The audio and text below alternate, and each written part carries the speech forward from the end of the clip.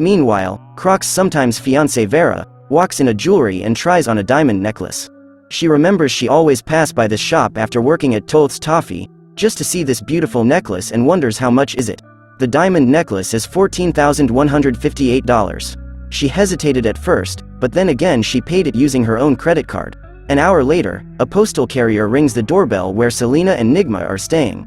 Riddler reminded her that soon they will eventually come and they'll leave the place, so don't be paranoid, he says. The delivery guy leaves the package without an incident.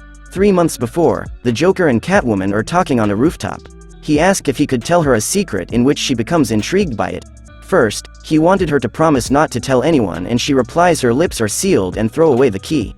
After the interrogation, Batman asks the commissioner the address that Croc gave to him, and he wants to know everyone in the apartment, including if someone spent an unusual amount of money.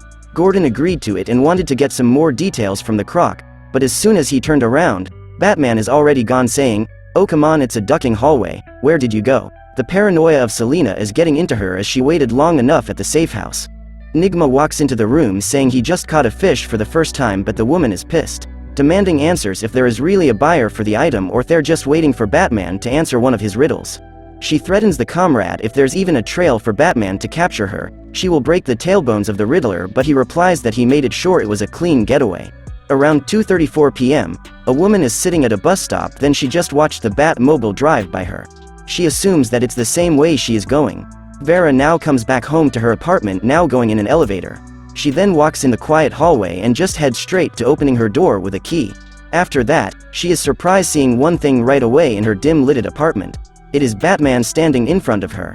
At the same time, Selina is waiting in the safe house looking at the item they stole at the bank. The phone rings and Nigma answers it outside, then informing Selina that after an hour, they will have the money and she will never rob a jewelry shop ever again. 2 months earlier, Selina in her catsuit is robbing a fine jewelry as the guard is nervously pointing a gun at her. She just envisioning herself when a woman sees a shiny thing and wanted to take it with her. Until a man in cape drags her out and put her into an asylum where dirty clowns and mad people are cramped together. The Riddler asks about why Batman wears a cape, and he just guessed so that villains like him will wonder if it's just a sadistic thing. Selina says that she's ready to claw her way out anytime. 4 days after that jewel robbery, they got caught and they are thrown in the asylum. Nigma says since Joker has somewhat forgotten to eliminate Batman, it's up for the two of them to do it, but it's a 4-man job that should be in the plan. Back to Vera, she sits while stirring her drinks and preaching to Batman how he just like punching poor people, but not this time. She added girl like her as Gotham, and weird things like this is how she makes money. Batman just stares at her saying nothing, and the woman bargains what if she just tell him where the money came from and she'll keep the cash that she earned, the cash that she didn't steal, and then call it a night. The day after, Selina and Nigma is waiting at the mansion's doorsteps and the Riddler tells her to put her finger at the doorbell but do not ring it. The woman did what was asked as Nigma precisely count down when to ring. At exactly 12 noon, Selina rings the doorbell. About the day of March 4th, the two both suits up before the money exchange takes place, while the Riddler is doing some crosswords. This pisses off the Catwoman and breaks the bottle with her whip, telling him what if she eliminate him instead, and runs off with the money because it's taking too long. Meanwhile at the Iceberg Lounge, Batman is yet again interrogating in his own way the people who knows the case. He had no choice but to force them to talk since their loyalty is with the cruel man named Penguin. So he made them a choice between their boss's pain, or the Batman. Vera once again visits the luxurious jewelry shop and the staff happily greets her if she could help her with anything. Right away, she sees the shiny item that she likes, and on top of that, she wanted it to pair with some nice earrings and a bracelet as well. Inside the ICU, Sprang General, a patient under the name of Ben Gwyn, is checked in with multiple contusions. Little did he know, Batman is just beside his feet demanding all the medical records of the patient. The next day, the doorbell finally rings at the safe house and Nigma happily tells her that it's the buyer right now. She lectured her about giving him some faith, and how every body hits each other. The angle and the momentum of it all are just perfectly predetermined. He added, if you are humble enough to listen to the gods, they will tell you the truth. 15 minutes earlier, the Batmobile is speeding at the Simonson Parkway. Because you'll get a ticket above 65 miles per hour, but the law enforcer will never chase you over 80 miles per hour. The Batmobile, however, is clocked at 217 miles per hour speeding the highway. 3,000 years earlier, the king of Thebes, Pentheus, having to do his duty to bring order and justice to the world. His journey will be long, and expecting to be there within 2 hours.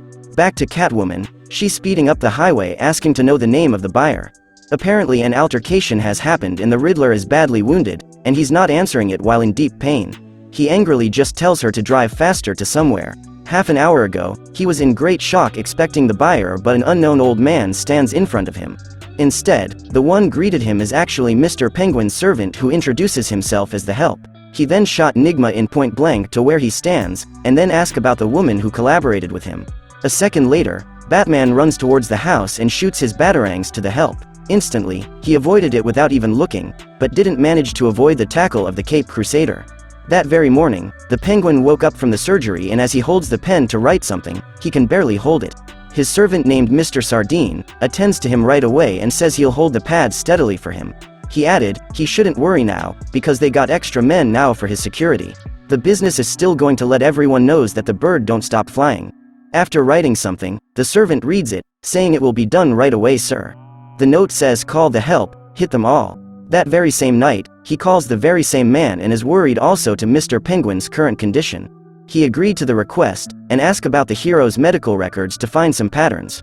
Almost 13 hours have passed. The Help uses the tackle's momentum to carry them inside the room. With that, he is able to calculate who's going to be on the ground first and slams him with his stick. Later, a truck driver has stopped by to take a good look at the gorgeous car he is seeing. There sitting is Selina, being asked if she did modify the vehicle herself, but it's actually the Batmobile that she has stolen. Apparently, it's now broken and she begs the unaware kind stranger for help to help her fix it, while the Riddler is at the back seat agonizing in pain. Half an hour earlier, the Batmobile is running through the highway 187 miles per hour and it's not stopping. Selina is worried that even though she has pulled out many trackers on the vehicle, it still has many backup trackers, so they need to ditch the Batmobile fast.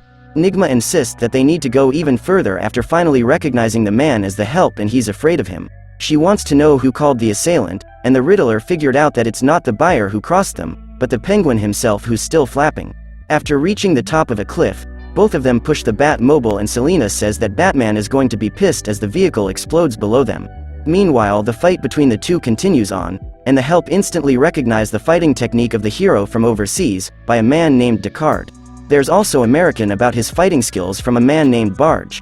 And the villains recalls that he won to that man in an illegal fight, which cost him a fortune for not betting more when he wins. And lastly, a fighting technique from Al Ghul. He will make sure to tell the man that one of his pupils has perfectly executed the technique on him but failed.